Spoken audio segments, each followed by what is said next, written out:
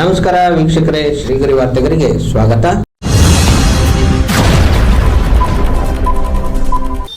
ದಿನಾಂಕ ಜೂನ್ 23, 2026ರಂದು ಮೈಸೂರು ಕೊಡಗು ಲೋಕಸಭಾ ಸದಸ್ಯರಾದ ಶ್ರೀ ಯದುವೀರ್ ಒಡೆಯರ್ ಕೇಂದ್ರ ಸರ್ಕಾರದ ವಿವಿಧ ಜನಕಲ್ಯಾಣ ಹಾಗೂ ಪ್ರಗತಿಪರ ಯೋಜನೆಗಳ ಮೇಳವನ್ನು ಉದ್ಘಾಟಿಸಿದರು. ಕಾರ್ಯಕ್ರಮದಲ್ಲಿ ಬಿಜೆಪಿ ಜಿಲ್ಲಾಧ್ಯಕ್ಷರು ಕುಮ್ರಳ್ಳಿ ಸುಬ್ಬಣ್ಣ, ಸಂದೇಸ್ವಾಮಿ, ನಿಖಿಲೇಶ್, ಪಣೀಶ್ ಹಾಗೂ ಬಿಜೆಪಿ ಮುಖಂಡರು, ಕಾರ್ಯಕರ್ತರುಗಳು ಮುಂತಾದವರು ಉಪಸ್ಥಿತರಿದ್ದರು. ಕಾಡಾ ಕಚೇರಿ ಆವರಣ, ಮೈಸೂರು.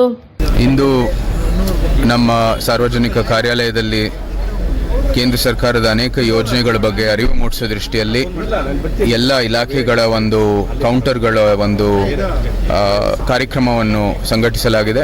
ಎಲ್ಲ ಇಲಾಖೆಗಳಿಂದ ಅವ್ರಿಗೆ ಸಂಬಂಧಪಟ್ಟಿರುವಂಥ ಸ್ಕೀಮ್ಗಳು ಯಾವ್ಯಾವ ಇಲಾಖೆಗಳು ಅದನ್ನ ಅನುಷ್ಠಾನ ಮಾಡ್ತಾ ಇದ್ದಾರೆ, ಫಲಾನುಭವಿಗಳು ಯಾವ ರೀತಿ ಇದಕ್ಕೆ ಒಂದು ಏನು ಲಾಭ ಪಡಿಬೋದು, ಯಾವ ರೀತಿ ಲಾಭ ಪಡಿಬೋದು ಅಂತ ಇವತ್ತು ಅರಿವು ಮೂಡಿಸೋ ದೃಷ್ಟಿಯಲ್ಲಿ ಕಾರ್ಯಕ್ರಮವನ್ನು ಸಂಘಟಿಸಲಾಗಿದೆ. ಮೈಸೂರು ಮಹಾನಗರ ಪಾಲಿಕೆಯಿಂದ ಸಹಾಯಕ ಕಾರ್ಯಪಾಲಕ ಅಭಿಯಂತರ ಪರಿಸರ ಮಾತಾಡ್ತಾ ಇದ್ದೇನೆ ಸರ್.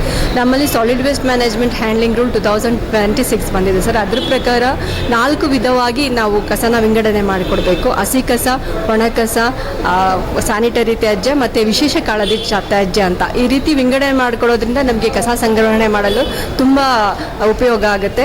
ನಮ್ಮ ನಗರ ವ್ಯಾಪ್ತಿಯಲ್ಲಿರ್ತಕ್ಕಂಥ ಎಲ್ಲ ನಾಗರಿಕರು ಈ ಒಂದು 4 ಬಿನ್ ಸಿಸ್ಟಮ್ನ ಅಳವಡಿಸ್ಕೊಂಡು ಹಸಿ ಕಸ, ಒಣ ಕಸ, ವಿಶೇಷ ಕಾಳಜಿ ಕಸ ಮತ್ತು ಸ್ಯಾನಿಟರಿ ಕಸನ ವಿಂಗಡಣೆ ಮಾಡಿಕೊಡ್ಬೇಕು ಅಂತ ಮಹಾನಗರ ಪಾಲಿಕೆ ಪರವಾಗಿ ನಾನು ವಿನಂತಿಸ್ತೇನೆ ಸರ್.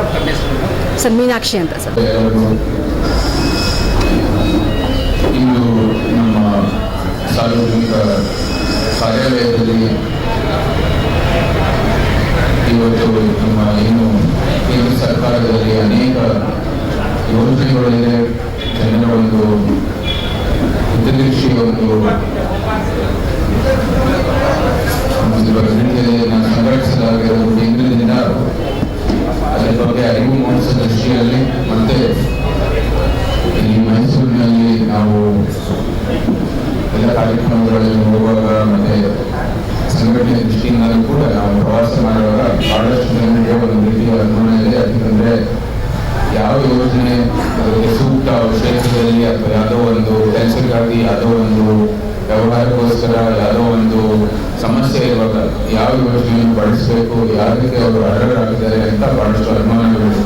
ಸೊ ಅದಕ್ಕಾಗಿ ಇಲ್ಲಿ ಒಂದು ರೀತಿ ಎಲ್ಲ ಇಲಾಖೆಗಳನ್ನು ಕರೆದು ಎಲ್ಲ ಪ್ರಮುಖ ಒಂದು ಸ್ಕೀಮ್ಗಳು ಏನಿವೆ ಅದ್ರ ಬಗ್ಗೆ ಒಂದು ಟೇಬಲ್ ಆಫೀಸನ್ನು ಸೃಷ್ಟಿ ಮಾಡೋ ಮೂಲಕ ಎಲ್ಲರೂ ಕೂಡ ನೇರವಾಗಿ ಒಂದು ಅದ್ರ ಬಗ್ಗೆ ಮಾಹಿತಿಯನ್ನು ತಗೊಳ್ಳಿಕ್ಕೆ ಮತ್ತೆ ಯಾವ ರೀತಿಯ ಒಂದು ಅರ್ಜಿಯನ್ನು ಕೂಡ ನೀವು ಸಲ್ಲಿಸಬಹುದು ಮತ್ತೆ ಯಾವ ರೀತಿಯ ಒಂದು ಫಲಾನುಭವವಾಗಿ ಸಂಪೂರ್ಣವಾಗಿ ಅದರ ಒಂದು ಏನೇನು ಬೆನಿಫಿಟ್ಸ್ ಇದೆ ಅದನ್ನ ಯಾವ ರೀತಿ ತಗೋಬಹುದು ಅಂತ ಇವತ್ತು ಒಂದು ಕಾರ್ಯಕ್ರಮ ಸಂಘಟಿಸಲಾಗಿದೆ. ಔಪಚಾರಿಕ ರೀತಿಯಿಂದ ವೇದಿಕೆ ಕಾರ್ಯಕ್ರಮ ಇಲ್ಲ, ಅನೌಪಚಾರಿಕವಾಗಿ ನಾವು ಉದ್ಘಾಟನೆ ಮಾಡ್ತಿದ್ದೀವಿ. ಯಾಕಂದ್ರೆ ಹೆಚ್ಚು ಸಮಯ ಇಲ್ಲಿ ಬಂದಿರೋರು ಎಲ್ಲರಿಗೂ ಕೂಡ ಅದು ಹೋಗ್ಬಿಟ್ಟು ಮಾಹಿತಿ ತಗೊಳ್ಳೋದು ಕೂಡ ನಮ್ಮ ಒಂದು ಗುರಿ. ಇವತ್ತು ಹೆಚ್ಚಾಗಿ ನಮ್ಮ ಕಾರ್ಯಕರ್ತರು ಪ್ರಥಮ ಒಂದು ಏನು ಸ್ಟೇಜ್ ನಲ್ಲಿ ಮಾಡ್ತಾ ಇದ್ದೀವಿ, ನಮ್ಮ ಕಾರ್ಯಕರ್ತರು ಬಂದಿರುತ್ತೆ. ಯಾಕಂದ್ರೆ ಇವತ್ತು ಅವರಿಗೆ ಸ್ಥಳೀಯವಾಗಿ ಏನೇನು ಸಮಸ್ಯೆಗಳಿದೆ ಅದ್ರ ಬಗ್ಗೆ ಒಂದು ಒಳ್ಳೆ ಮಾಹಿತಿ ಇದೆ. ಆದ್ರೆ ಅದಕ್ಕೆ ಯಾವ ರೀತಿ ಬಗೆಹರಿಸಬಹುದು ಅಂತ ಅವರಿಗೆ ಒಂದು ಅರಿವು ಬೇಕಾಗಿದೆ. ಆ ನಿಟ್ಟಿನಲ್ಲಿ ಕೂಡ ಇವತ್ತು ನೇರವಾಗಿ ಅವರಿಗೆ ನಮ್ಮ ಕಚೇರಿ ಮೂಲಕನೇ ಈ ಸ್ಕೀಮ್ಗಳ ಬಗ್ಗೆ ಅವರ ಮಾಹಿತಿ ತಗೊಂಡು ಅಲ್ಲಿ ಬೂತ್ ಮಟ್ಟದಲ್ಲಿ ಒಂದು ಪರಿಹಾರ ಕೊಡುವಂತ ಕೆಲಸವನ್ನು ಮಾಡಬಹುದು ಅಂತ ನಮಗೆ ಬಹಳ ಸಂತೋಷದಿಂದ ಹೇಳ್ಬೋದು. ಸೊ ಇದು ಈ ಕಾರ್ಯಕ್ರಮದ ಒಂದು ಉದ್ದೇಶ. ಎಲ್ಲ ಸ್ಕೀಮ್ಗಳು, ಬಹುತೇಕ ಸ್ಕೀಮ್ಗಳು ಅಂದರೆ ಮೈಸೂರು ಕೊಡಗುಗೆ ಸಂಬಂಧಪಟ್ಟಿರುವಂತಹ ಬಹುತೇಕ ಸ್ಕೀಮ್ಗಳು ಇವತ್ತು ಇಲ್ಲಿ ಟೇಬಲ್ಗಳು ಇದ್ದಾವೆ. ದಯವಿಟ್ಟು ನೇರವಾಗಿ ಹೋಗ್ಬಿಟ್ಟು ಆ ಸ್ಕೀಮ್ಗಳ ಬಗ್ಗೆ ಮಾಹಿತಿ ತಗೊಳ್ಳಿ ಅಂತ ಎಲ್ಲರೂ ವಿನಂತಿ ಮಾಡ್ತಾ, ಏನು ಮಾಧ್ಯಮದವರು ಕೂಡ ಬಂದಿದ್ದೀರಾ, ನೀವು ಕೂಡ ನಾನು ಸಲ್ಲಿಸುತ್ತೇನೆ.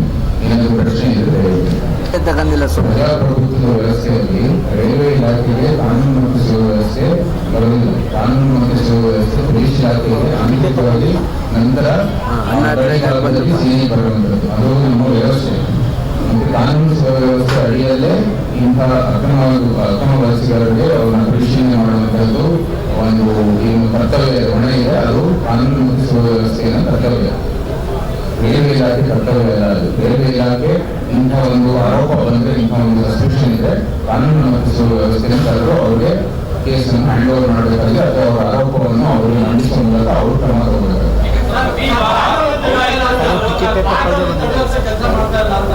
ಅವ್ರು ಯಾರು ಟಿಕೆಟ್ ತಗೊಂಡಿಲ್ಲ, ಫೈನ್ ಕಟ್ಬಿಟ್ಟು ಬಂದಿರೋದು. ಅವ್ರು ಬಂದಿರೋರು ಎಲ್ಲ ಹೊಲಸಿ.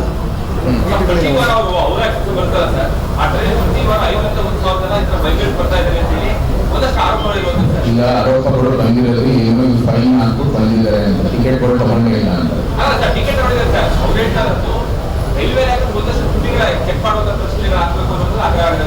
ರೈಲ್ವೆ ಇಲಾಖೆ ಚೆಕ್ ಮಾಡೋದ್ರ ಮೂಲಕನೇ ಇದು ಮಾಹಿತಿ ಬಂದಿರೋದು. ಪೊಲೀಸ್ ಫೋರ್ಸ್ ಬಂದು ಪ್ಲಾಟ್ಫಾರ್ಮ್ ಅಲ್ಲಿ ಇವ್ರನ್ನ ಪರಿಶೀಲನೆ ಮಾಡುವಂಥದ್ದು ಯಾವ ಮಾಹಿತಿ ಒಂದು ಆಧಾರ ಮೇಲೆ ರೈಲ್ವೆ ಇಲಾಖೆ ಹೇಳಿದಕ್ಕೆ ಬಂದಿದೆ ತಾನೆ. ಅಲ್ಲಿ ಬೆಳೆದಿದ್ದ ಅಂಶಕ್ಕೆ ವಿರುದ್ಧವಾಗಿ ರೈತರು ಅನೇಕರು ಹೋರಾಟವನ್ನು ಮಾಡ್ತಾ ಇದ್ದಾರೆ, ಇದು ಸೂಕ್ತ ಜಾಗ ಅಲ್ಲ ಅಂತ. ಅದಕ್ಕೆ ತಕ್ಕ ಇವರು ನಿರ್ಣಯ ತಗೊಳ್ಳಿ. ಇದು ನಾವು ಇಡೀ ಒಂದು ರಾಜ್ಯದಲ್ಲಿ ನೋಡ್ತಾ ಇದ್ವಿ. ಯಾವುದೇ ರೀತಿ ಜನರ ಒಂದು ಆಕಾಂಕ್ಷೆ ಮೇರೆಗೆ ಇವರು ಕೆಲಸವನ್ನು ಮಾಡ್ತಾ ಇದ್ದಾರೆ, ಅವ್ರಿಗೆ ಇಷ್ಟ ಬಂದಿದ್ದ ಕೆಲಸವನ್ನು ಮಾಡ್ತಾ ಇದ್ದಾರೆ. KSIC ಅದೇ ರೀತಿ ಆದ ಕ್ರೀಡಾಂಗಣ ಅದು ಹೋರಾಟ ಆಗಿ ಮುಖ್ಯಮಂತ್ರಿ ನೇರವಾಗಿ ನಾವೇ ಪತ್ರಗಳ ಮೂಲಕ ಅವರಿಗೆ ನಿಜವಾದಂಥ ಸಂಗತಿ ಕೊಡೋದಾದ್ಮೇಲೆ ಒಳ್ಳೇದಾಯ್ತು. ಅದನ್ನು ಕೂಡ ಒಂದು ರೀತಿ ಅದನ್ನು ವಿಡ್ರಾ ಮಾಡಿದ್ದಾರೆ. ಈ ಮೈಸೂರಲ್ಲಿ ದೇವರಾಜ ಮಾರ್ಕೆಟ್ ಲ್ಯಾಂಡ್ ಪ್ರಕಾರ ಸುಪ್ರೀಂ ಕೋರ್ಟ್ ಇಂದ ಒಂದು ಆದೇಶ ಬಂದಿದ್ರು ಕೂಡ ಇವತ್ತು ಜಿಲ್ಲಾಧಿಕಾರಿಗಳು ಹೇಳ್ತಾರೆ ಇದು ಅಂತಿಮ ಅಲ್ಲ, ನಾವು ಅದನ್ನು ಅಪೀಲ್ ಮಾಡಕ್ ಹೋಗ್ತೀವಿ ಅಂತ. ಇವರು ಯಾವುದೇ ರೀತಿ ಜನರ ಒಂದು ಆಕಾಂಕ್ಷೆ ಮೇರೆಗೆ ಕೆಲಸವನ್ನು ಮಾಡ್ತಾ ಇಲ್ಲ. ಜನರ ಏನು ಇಷ್ಟಪಡೋದು, ಜನರಿಗೆ ಬೇಕಾಗಿರುವಂಥ ಸೌಲಭ್ಯ ಕೊಡೋದು ಬದಲು ಇವತ್ತು ಅವರ ಒಂದು ಸರ್ಕಾರಕ್ಕೆ ಅವ್ರಿಗೆ ಅನುಕೂಲ ಆಗೋದು ಏನು ಕೆಲಸ ಆಗುತ್ತೆ ಅದೇ ಮಾಡೋದು ಹೊರತು ಏನು ಜನರ ಆರೋಗ್ಯ ಏನು ಮಾಡ್ತಾರೆ. ನಾವು ಸಂಘಟನೆ ದೃಷ್ಟಿಯಲ್ಲಿ ನಮ್ಮ ಸಂಘಟನೆಯ ಒಂದು ಏನು ಸಲಹೆ ಮೇರೆಗೆ, ಸಂಘಟನೆಯ ಒಂದು ನಿರ್ದೇಶ ಮೇರೆಗೆ ಏನು ಮಾಡಬೇಕು ಮಾಡ್ತೀವಿ. ಧರ್ಮಸ್ಥಳದಿಂದ ನೋಡಿ, ಅದು ಸಂಘಟನೆಯ ಅಂತಿಮ ವಿಚಾರ. ನಾವು ಅದನ್ನ ಏನು ಇವತ್ತು ವರದಿ ಬರಬೇಕಾಗಿದೆ ಅದನ್ನು ಕೂಡಲೇ ಅವ್ರು ಕ್ರಮ ತಗೋತಾರೆ. ನಮಗೆ ಸಂಪೂರ್ಣವಾದಂಥ ವಿಶ್ವಾಸ ಇದೆ.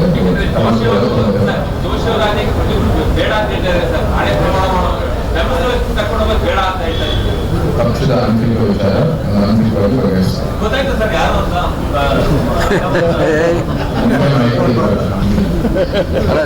ಮತ್ತೆ ಮುಂದಿನ ವಾರ್ತೆಗರಿಯಲ್ಲಿ ಭೇಟಿಯಾಗೋಣ. ಶ್ರೀಗರಿ ನಿಮ್ಮ ಮನದಾಳದ ಗರಿ. ನಮಸ್ಕಾರ.